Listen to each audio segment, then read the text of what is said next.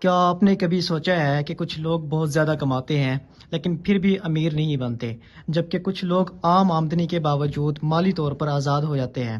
Morgan ہاؤزل اپنی مشہور کتاب دی سائیکالوجی آف منی میں بتاتے ہیں کہ دولت صرف ریاضی یا سرمایہ کاری کا کھیل نہیں، بلکہ یہ انسان کی عادات، جذبات، صبر اور فیصلوں کا نتیجہ ہے۔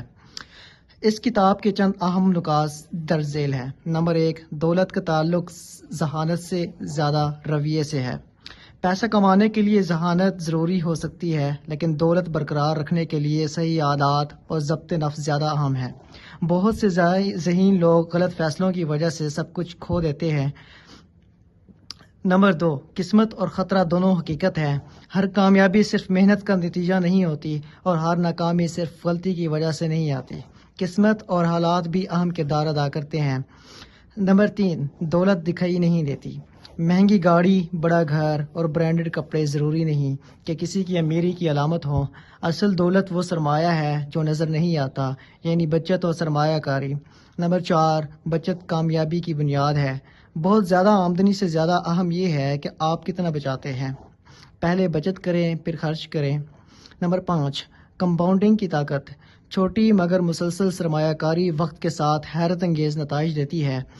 صبر سب سے بڑی سرمایہ کاری ہے۔ سرمایہ کاری میں جلد امیر بننے کی کوشش کریں، اکثر نقصان دیتی ہے۔ طویل مدت کی سوچ اپنائیں۔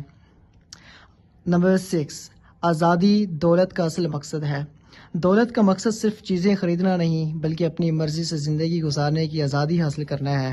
وقت کی آزادی پیسے سے زیادہ قیمتی ہے۔ نمبر 7، کبھی بھی سب کچھ داؤ پر نہ لگائیں۔ اپنی تمام رقم ایک ہی سرمایہ کاری یا ایک ہی کاروبار میں نہ لگائیں، اپنے خطرات کو تقسیم کریں۔ نمبر 8، دوسروں کو متاثر کرنے کے لیے خرچ نہ کریں۔ لوگ اکثر دوسروں کو متاثر کرنے کے لیے غیر ضروری خرچ کرتے ہیں، لیکن یہ عادت مالی مسائل پیدا کرتی ہے۔ اپنی ضروریات کے مطابق زندگی گزاریں۔